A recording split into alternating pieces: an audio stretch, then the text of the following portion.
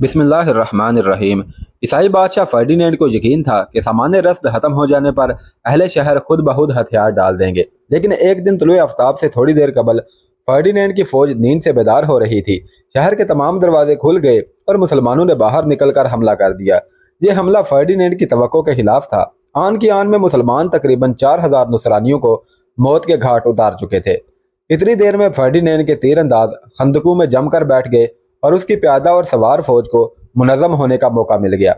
मूसा ने 1000 जांबाज सवारों के साथ शहर के मगरबी दरवाजे से निकलकर हमला किया और दुश्मन की कई सफ़े दरहम बरहम कर डाली और तीरंदाजों के अगले मोर्चों पर कब्जा कर लिया।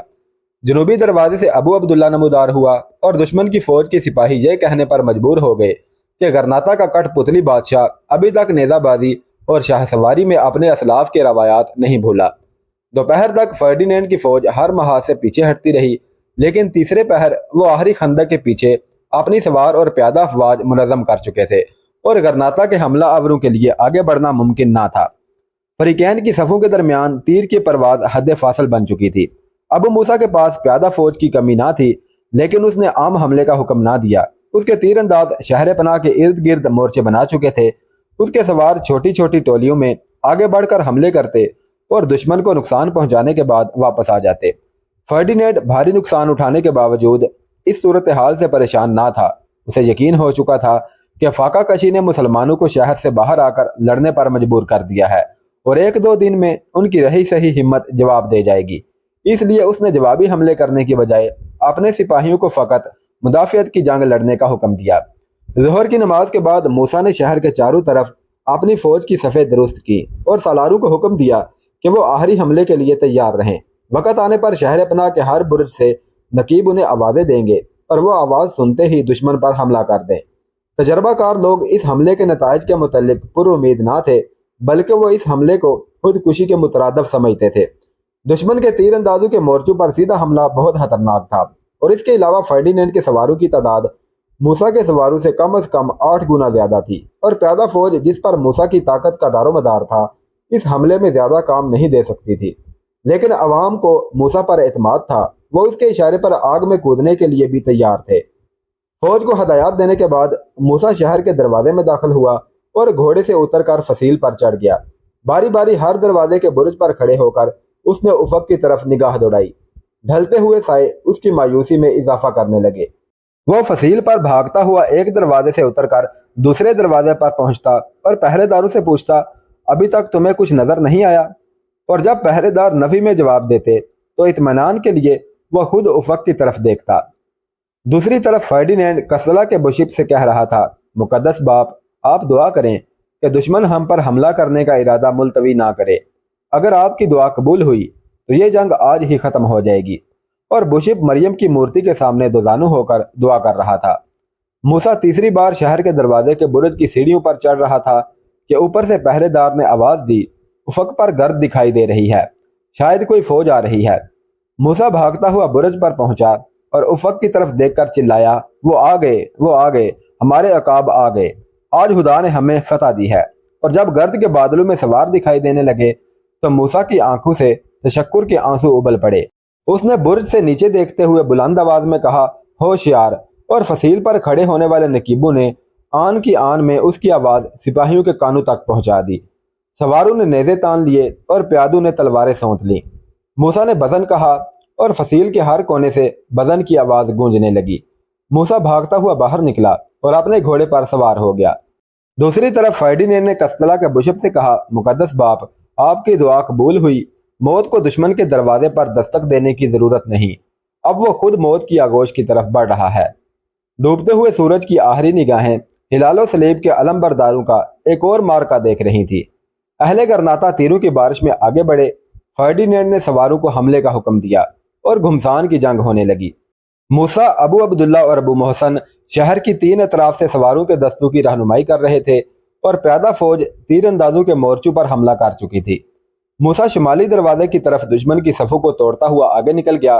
फर्डिनेंड घोड़ा भगाकर आगे बढ़ा और बुलंद आवाज में चिल्लाया, इस दस्ते के एक सवार को भी वापस शहर तक पहुंचने का मौका ना दो, ताक़ुब करो, वो वापस आएंगे।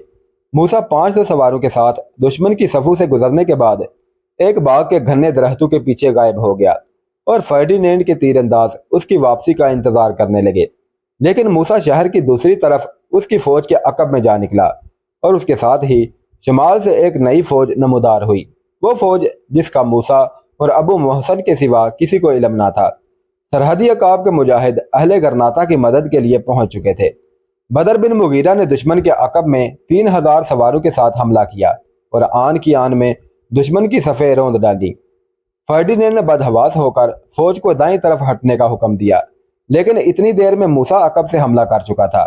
اب فرڈینینڈ کی فوج کے سامنے بدر بن مغیرہ کے سوار تھے اور پیچھے موسیٰ کے جانباز تھے۔ تیسری طرف فرڈینینڈ کی فوج ابو عبداللہ کے سواروں کو پیچھے ہٹا چکی تھی، لیکن یہاں بھی نصرانیوں کو ایک غیر متوقع مصیبت کا سامنا کرنا پڑا۔ ان کے عقب سے اچانک 2000 سوار نمودار ہوئے اور شام کے دھندلکے میں انہوں نے یہ خیال کیا کہ ان کے لیے مدد پہنچ گئی ہے، لیکن جب باہر سے آنے والوں نے اللہ اکبر کے نعروں کے ساتھ حملہ کر دیا تو نصرانی انتہائی انتشار کی حالت میں بائیں طرف ہٹنے لگے۔ ابو عبداللہ کی قیادت میں جو سوار شہر کی طرف پسپا ہو رہے تھے، انہوں نے صورتحال کی تبدیلی محسوس کرتے ہی پلٹ کر حملہ کر دیا۔ اب فرڈینینڈ کی تمام فوج ہر طرف سے سمٹ کر شہر کے ایک طرف جمع ہو چکی تھی۔ ان کے دائیں اور بائیں بازوؤں پر بدر بن مغیرہ اور منصور بن احمد کے سوار تھے، عقب میں موسیٰ کے جانباز اور سامنے گرناطہ کی باقی فوج ابو عبداللہ اور ابو محسن کی قیادت میں لڑ رہی تھی۔ چوتھی طرف شہر پناہ کا وہ حصہ تھا جس کے ساتھ دریا بہتا تھا، وہ پرسکون تھا۔ 12ویں رات کے چاند کی روشنی کے باعث جنگ کی تیزی میں کوئی فرق نہ آیا۔ دشمن کی فوج آہستہ آہستہ پیچھے ہٹ رہی تھی اور ابو موسیٰ کے ساتھ عقب سے حملہ کرنے والے مٹھی بھر جانباز ان کا راستہ روکنے کے لیے کافی تھے۔ منصور گھوڑا دوڑا کر دشمن کی فوج کے گرد ایک چکر کاٹنے کے بعد عقب میں پہنچا اور اس نے موسیٰ سے کہا، آپ اپنے دستے کو یہاں سے فوراً ہٹا لیں۔ موسیٰ نے کہا، لیکن میرے خیال میں یہ بہتر ہوگا کہ میں یہاں سے ہٹنے کی بجائے اپنی فوج کا ایک حصہ یہاں منتقل کر لوں، وہ دائیں یا بائیں چکر کاٹ کر یہاں پہنچ سکتے ہیں۔ اگر ہم انہیں دھکیل کر شہر کی طرف لے جائیں تو وہ شہر پناہ پر ہمارے تیر اندازوں کی زد میں آ جائیں گے۔ منصور نے کہا، لیکن اگر وہ شہر میں داخل ہو گئے تو؟ موسیٰ نے کہا، میں دروازے بند کرنے کا حکم دے چکا ہوں۔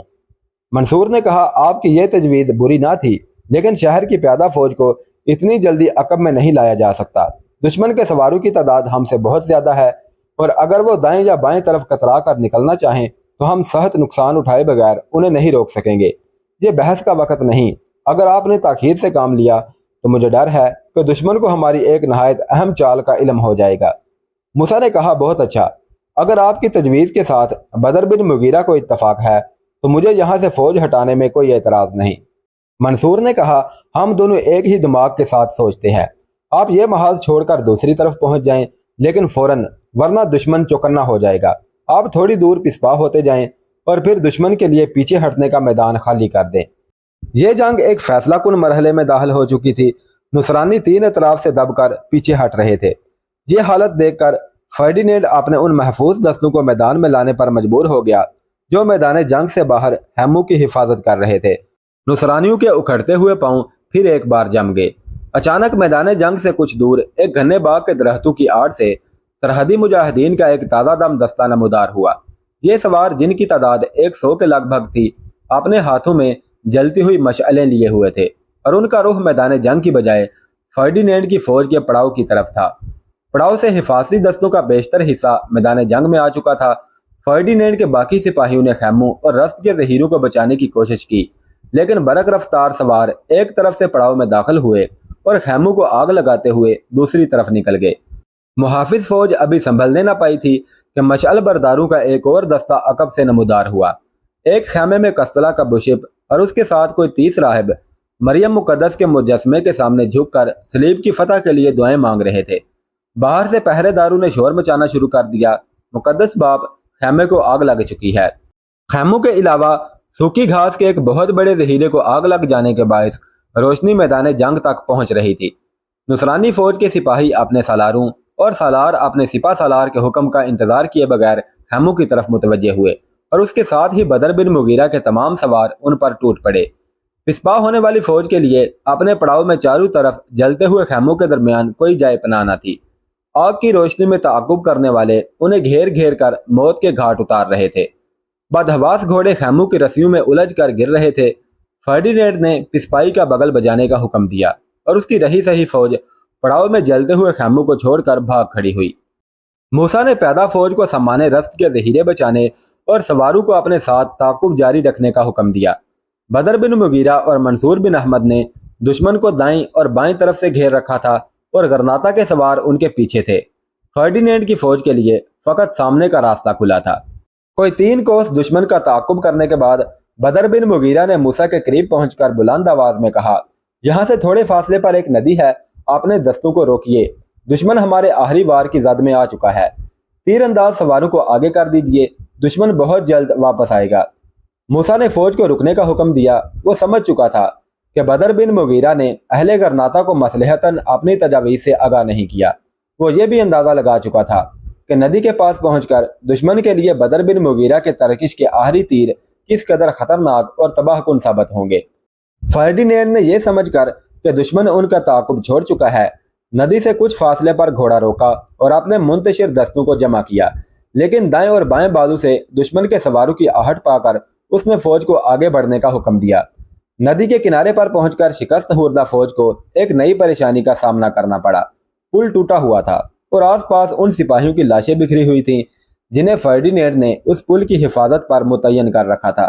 अहले कस्तला को पहली बार यह एहसास हुआ कि नदी के पार एक नई मुसीबत उनका इंतजार कर रही है, लेकिन फर्डिनेंड के लिए सोचने का वक्त ना था। उसने फौज को नदी अबूर करने का हुक्म दिया।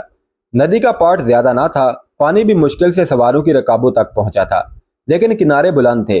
जो ही अगली साफ के सवारों के घोड़े पानी में कूदे, बहते हुए पानी के धीमे राग ने एक हंगामे की सूरत एख्तियार कर ली। दूसरे किनारे से अल्लाहु अकबर की सलाह बुलंद हुई और उसके साथ ही दरख्तों की आड़ से तीरों की बारिश होने लगी।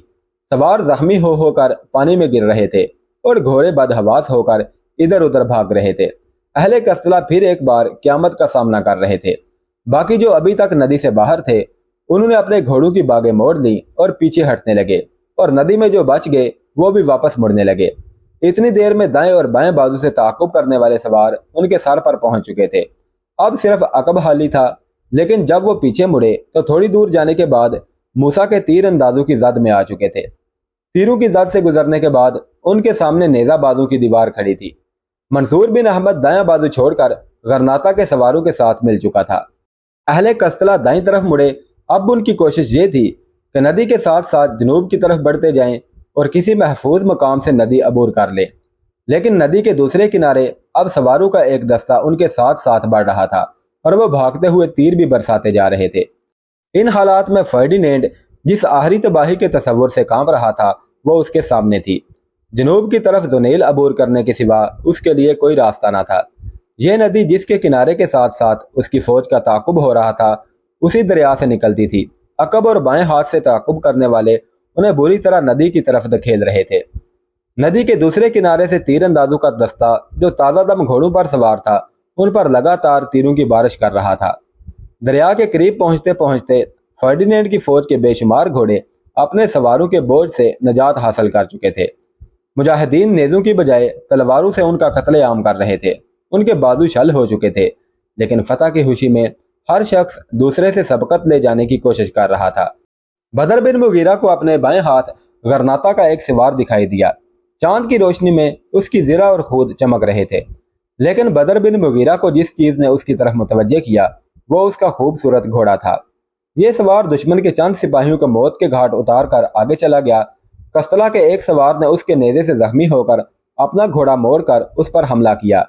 गरनाता के सवार ने अपनी तलवार से उसका वार रोका, लेकिन इतनी देर में पीछे से कस्तला का एक और सिपाही उसे नेज़े से जख्मी करके आगे निकल गया। उस सवार ने जख्मी होने के बावजूद अपना घोड़ा ना रोका और यके बाद दीगरे 2 और आदमी को मौत के घाट उतार दिया। बदर बिन मुगीरा के मुंह से बेहतियार तहसीन के अल्फाज निकल गए और उसने करीब पहुंचकर कहा, मैं तुम्हारी बहादुरी पर खुश हूं, लेकिन दुश्मन के बीच में घुसने की जरूरत नहीं। थोड़ी देर बाद जब दूसरी दफा बदर बिन मुगीरा की निगाह गरनाता के उस सवार पर पड़ी, वो निढाल होकर अपनी जीन पर झुका हुआ था। बदर बिन मुगीरा ने घोड़ा आगे बढ़ाकर कहा, तुम जख्मी हो। सवार के हाथ से तलवार गिर पड़ी और उसने हत्थे पर सर टेक दिया।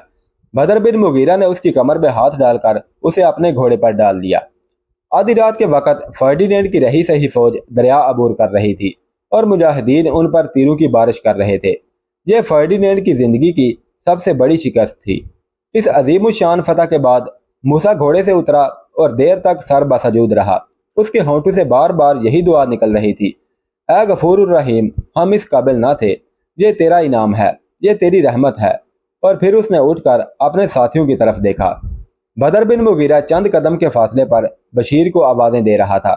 मूसा ने भागकर उसके घोड़े की बाग पकड़ ली और उसका हाथ खींचकर होंठों से लगाया और कहने लगा, बदर, अपना हूद उतार दो। अहले गरनाता उस फरिश्ते की सूरत देखने के लिए बेकरार हैं जो अपने साथ खुदा की हजारों रहमतें लेकर आया है। बदर ने जवाब दिया, इस वक्त सिर्फ वो सूरतें देखने के काबिल हैं जिनके पेशानियों पर शहादत का खून चमक रहा है। इस फतह के बाद मुझे अपने आप को जाहिर करने पर एतराज नहीं, लेकिन अभी लोगों की तवज्जो मेरी तरफ मबजूल ना कीजिए। फर्डिनेंड की प्यादा फौज अभी तक इस इलाके में बिखरी हुई है, हमें उन्हें निकल जाने का मौका नहीं देना चाहिए। यह कहते हुए बदर बिन मुगीरा ने अपने हूद का निकाब ऊपर उठा दिया। मूसा ने कहा, इंशाल्लाह उनमें से बहुत कम बच कर जा सकेंगे। मैं चाहता हूँ कि हमारे घोड़े ज़रा ताज़ा दम हो लें।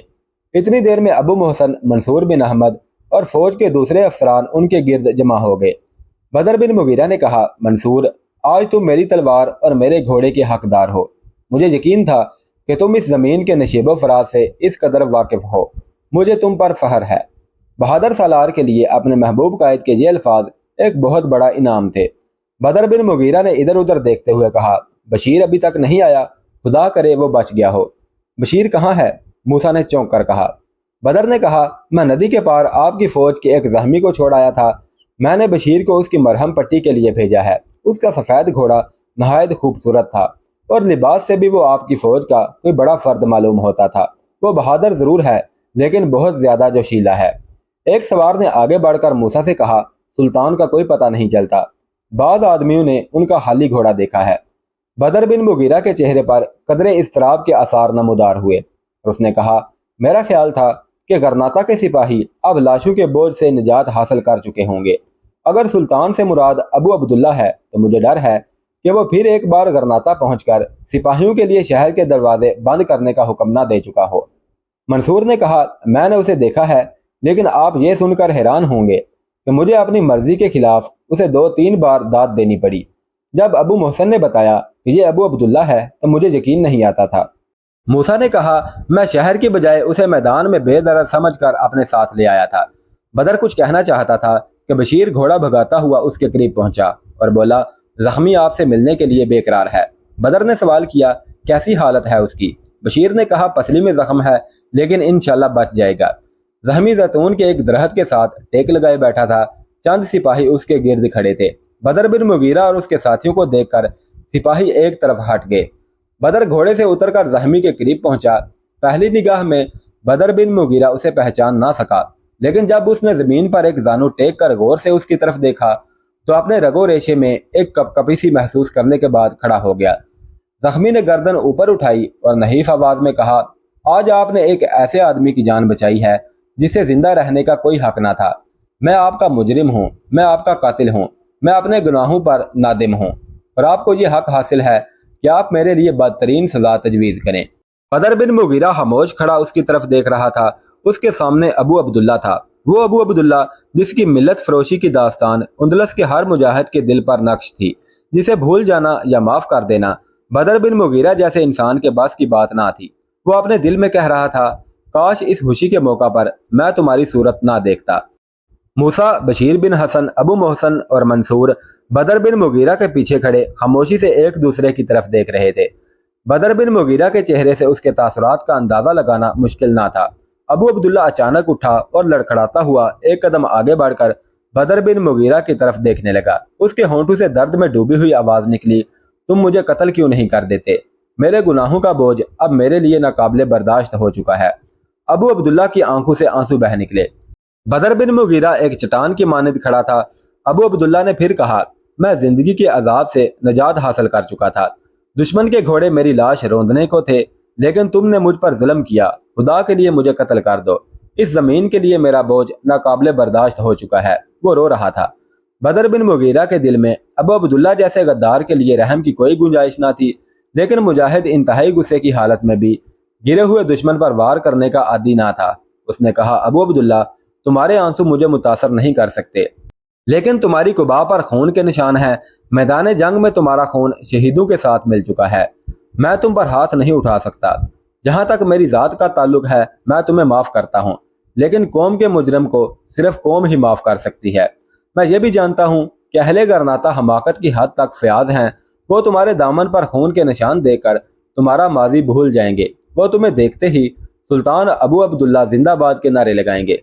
लेकिन अबू अब्दुल्ला, खुदा के लिए ऐसी फयाज और ऐसी सादा दिल कौम को दोबारा धोखा देने की कोशिश ना करना। मेरी बात पर यकीन करो कि अगर इस मैदान की बजाय अलहमरा के ईवानों में हमारी मुलाकात होती तो मेरी तलवार शायद तुम्हें बोलने का मौका भी ना देती। मैं अहले गरनाता के एहतजाज के बावजूद उस शख्स का सर कलम किए बगैर ना रहता जिसने ताज पहनने के शौक में दुश्मन के हाथ कौम की बेटियों की इस्मत फरोख्त की थी। लेकिन इस वक्त तुम कौम के एक सिपाही हो। तुम्हारी तलवार दुश्मन के खून में नहा चुकी है और तुम्हारे खून के चंद कतरे शायद तुम्हारे माजी की स्याही धो डाले। अबू अब्दुल्ला की कुव्वत जवाब दे चुकी थी। वो लड़खड़ाता हुआ पीछे हटा और दरख्त का सहारा लेकर बोला, तुम बहुत फयाज हो, लेकिन मैं जानता हूँ कि समुंदर का तमाम पानी भी मेरे दामन की स्याही धोने के लिए काफी नहीं। काश तुम मुझे मौत की आगोश से छीनने की कोशिश ना करते। उसने निढाल सा होकर आंखें बंद कर लीं। वो गिरने को था कि बशीर ने आगे बढ़कर उसे सहारा दिया और आहिस्ता से उसे जमीन पर लिटा दिया। बदर बिन मुगीरा ने घोड़े की रकाब में पांव रखते हुए कहा, बशीर, इनकी हिफाजत तुम्हारे जिम्मे है। हमारा बहुत सा काम बाकी है। मूसा, मंसूर और अबू मोहसन भी घोड़ों पर सवार हो गए।